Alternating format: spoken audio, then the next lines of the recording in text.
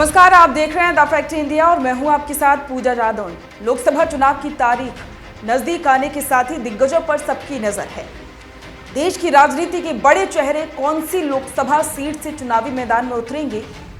सबसे ज्यादा चर्चा राहुल गांधी की हो रही है कि वे इस बार कौन सी सीट को चुनेंगे। जैसा कि आप जानते हैं, राहुल गांधी भारत जोड़ो न्याय यात्रा निकाल रही है।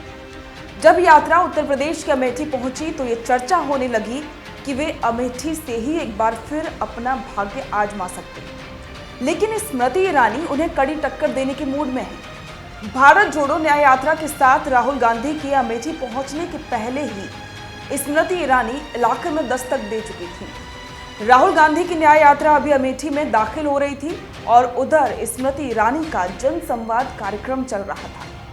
अमेठी के लोग अपनी अपनी समस्याएं लेकर पहुंचे थे। एक शख्स को जमीन का कब्जा नहीं मिल रहा था। मौके पर ही स्मृति ईरानी ने जमकर हड़काया भी। लेखपाल को डांटते वक्त भी लग रहा था कि जैसे उनके सामने छवि राहुल गांधी की ही हो। स्मृति ईरानी ने कहा कि आप लेखपाल या अमेठी के मालिक नहीं। दूसरी ओर बात राहुल गांधी की करें तो वे प्रयास तो पूरा कर रहे हैं। जो हार उन्हें अमेठी में पिछले लोकसभा चुनाव में मिली वो दोबारा ना दोहराई जाए। अमेठी में राहुल गांधी के साथ प्रियंका गांधी वाड्रा भी पहुंचने वाली थी, लेकिन उन्होंने सोशल मीडिया प्लेटफॉर्म एक्स पर पोस्ट किया कि उनकी तबीयत ठीक नहीं है। वहीं तब तक अखिलेश यादव ने भी साफ कह दिया था कि जब तक सीट का बंटवारा नहीं होगा तब तक वे भारत जोड़ो न्याय यात्रा में शामिल नहीं होंगे। तो राहुल गांधी ने अकेले ही अमेठी में न्याय यात्रा निकाली। राहुल गांधी के अमेठी पहुंचने पर काफी गहमा गहमी भी देखने को मिली। एक तरफ जहां कांग्रेस के कार्यकर्ता उनके स्वागत के लिए तैयार थे, तो वहीं दूसरी तरफ भारतीय जनता पार्टी के कार्यकर्ता राहुल गांधी गो बैक के नारे लगा रहे थे। तो वहीं स्मृति ईरानी के अमेठी में घर बनवाने से अब साफ हो गया है कि वे इस सीट को छोड़ने वाली नहीं हैं। केंद्रीय मंत्री स्मृति ईरानी ने कहा कि अमेठी से राहुल गांधी के लोकसभा चुनाव लड़ने की चुनौती कांग्रेस ने स्वीकार कर ली है। ऐसे में इसके लिए मैं तैयार हूं। उन्होंने 20 फरवरी को कहा कि मैं इसको लेकर काफी खुश भी हूं।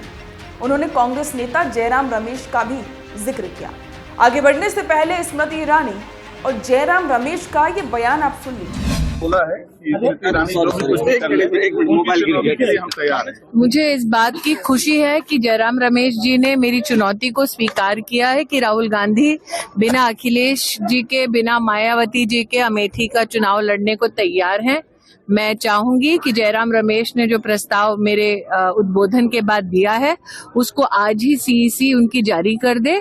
मैं भारतीय जनता पार्टी की सामान्य कार्यकर्ता होने के नाते इस चुनौती का स्वागत करती हूँ। पुनः कहती हूँ, क्योंकि जयराम रमेश जी ने कहा है कि हमारी चुनौती को स्वीकार करने के लिए राहुल गांधी तैयार हैं, तो आज हम सबको अमेठी के कार्यकर्ताओं को बेसब्री से इंतजार रहेगा कि राहुल गांधी जी आज सीईसी के माध्यम से ये घोषणा करा दें, क्योंकि जयराम रमेश जी ने ये हिदायत दी है कि बिना अखिलेश जी के, बिना मायावती जी के अकेले अपने दम पे राहुल गांधी बिना वायनाड गए अमेठी से चुनाव लड़ेंगे। जयराम रमेश जी को बहुत बहुत अभिनंदन कि उन्होंने राहुल गांधी के कैंडिडेटर को अमेठी से घोषित कर दिया है, बिना अखिलेश जी के, बिना मायावती जी के और बिना वायनाड गए। तो सीईसी तय करेगा, राहुल जी तय करेंगे, कांग्रेस अध्यक्ष तय करेंगे और सीईसी है, एक प्रक्रिया है हमारे पार्टी में। पर हाँ, कल हमने सुना, मैंने भी सुना, गौरीगंज में, बाबूगंज में, अमेठी में, सब जगह मैंने सुना कि राहुल भैया को वापस आना है। वो राहुल जी और सीईसी और हमारे अध्यक्ष पर निर्भर है। पर माहौल जो है वापसी का है। वो लोग समझते हैं कि 2019 में उन्होंने एक गलती की और वो राहुल जी को वापस चाहते हैं। ठीक है, नहीं चैलेंज करना उनका लोकतांत्रिक हक बनता है। चैलेंज करने दीजिए, वक्त आएगा।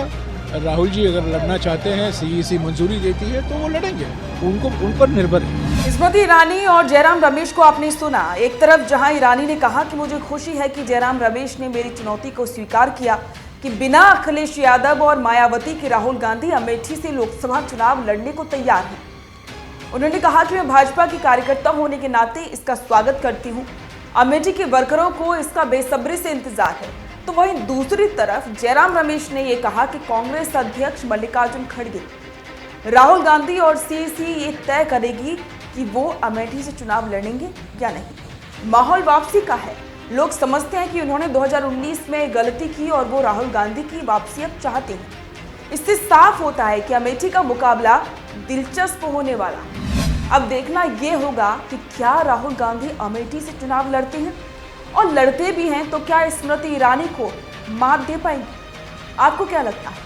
कमेंट में हमारे साथ अपने विचार जरूर साझा करें। बने रहें द फैक्ट इंडिया के साथ।